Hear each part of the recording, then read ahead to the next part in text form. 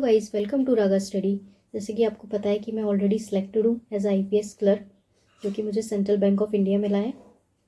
तो आज हम बात करने वाले हैं वीडियो में आईपीएस क्लर्क मेंस की स्ट्रेटजी के बारे में।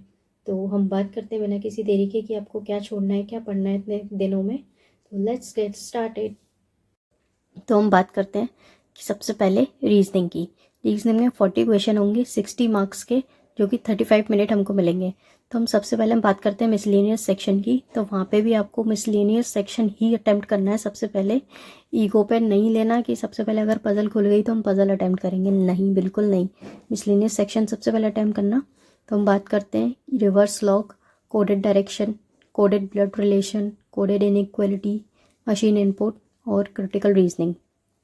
क्योंकि क्रिटिकल रीजनिंग का वेटेज थोड़ा बढ़ गया है तो आपको वो भी थोड़ी करनी पड़ेगी, इसलिए।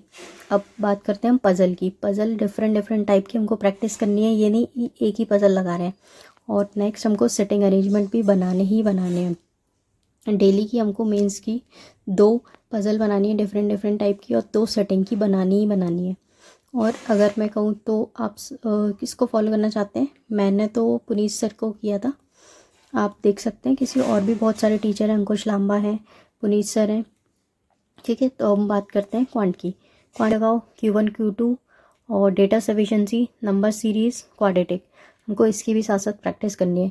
क्वांट में मैंने फॉलो किया हर्षल सर को, तो आप देख सकते हैं YT पे इनके सेशन बिल्कुल चलते हैं मेंस के, आप उनसे ही प्रैक्टिस करो, इनफ होते हैं। हम बात करते हैं इंग्लिश की। इंग्लिश में 40 क्वेश्चन 40 मार्क्स 35 मिनट। सबसे पहले इसमें रीडिंग बहुत ज़्यादा ही आती है, तो हमको थोड़ा सा रीडिंग पे फोकस करना होगा। रोज़ आप एक एडिटोरियल भी लगाओ, लेकिन बस लगाओ, खुद से सारे क्वेश्चन प्रैक्टिस करो। RC, parajumble, cloze test, fillers, error, sentence completion, word usage, match the column.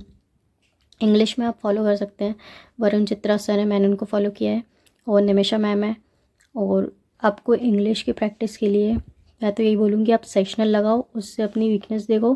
क्योंकि मेरी इंग्लिश में बहुत एक्यूरेसी ख़राब होती थी, तो मैं बस इंग्लिश का सेक्शनल लगा के फिर अपनी वीकनेस ढूंढती थी, फिर उसी टॉपिक पे प्रैक्टिस करती थी। नेक्स्ट बात करते हैं जीए की, जिसमें 40 क्वेश्चन 50 मार्क्स 20 मिनट।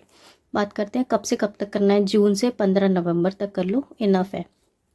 क्योंकि ज़्यादा करने का कोई मतलब नहीं है। जीए में मार्क्स नहीं आएंगे, कितना भी कुछ कर लो, उसका टाइम हम रीजनिंग क्वांट को दे दो, वो ज़्यादा अच्छा है।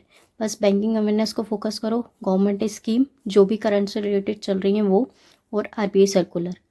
और वीकली करो, डेली करने का कोई मतलब नहीं है। वीकली करो, 5 से 6 दिन में एक वीक कंप्लीट करो। फिर नेक्स्ट जब 7th डे आएगा तब आप उसी का मंथली करो। फिर जब 7वें दिन आप मंथली पूरा कंप्लीट कर लेंगे एक हफ्ते में, उसको 5 से 6 बार रिवीजन हो जाना चाहिए एग्ज़ाम तक। और 7th डे हमने मंथली कर लिया, फिर हमको मंथली क्विज़ लगानी है। क्योंकि आप क्विज़ लगाकर ही कितना भी कुछ भी सेशन ले लो या PDF पढ़ लो, याद नहीं रहेगा। क्विज़ करेंगे तभी आपको याद रहेगा। क्विज़ फ्री है, प्रैक्टिस मॉक पे, गाइडली पे, मंथली, वीकली मैं वही लगाती थी, प्रैक्टिस मॉक की वीकली की क्विज़, तो आप वो लगा सकते हो। लास्ट के 10 डेज सिर्फ रिवीजन करना।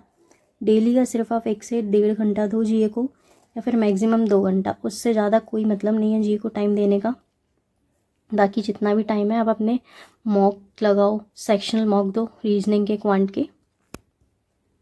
तो गाइस, आप वीक में 2 मॉक दो मेंस के, बस इनफ है। और 2 मॉक देने के बाद हमको मॉक नहीं देने हैं, मॉक दे के फिर उसका एनालिसिस भी करना है। एक मॉक दिया, फिर उसका नेक्स्ट एनालिसिस करो तो अच्छे से होता है। क्योंकि उस दिन हम एनालिसिस करते हैं तो इतनी एफिशिएंसी से नहीं करते। नेक्स्ट डे उसका एनालिसिस करो, अपनी गलतियाँ नोट करो, फिर उस नोट करने के बाद फिर हमारी वो गलती रिपीट नहीं करो। तो वीक में बस 2 मॉक इनफ है। फिर लास्ट के 10 डेज में आप कुछ नहीं करना, बस ये रिवाइज करना, बाकी कुछ नहीं करना।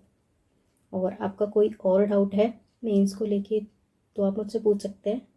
और वीडियो को लाइक करना, चैनल को सब्सक्राइब करना। Bye bye.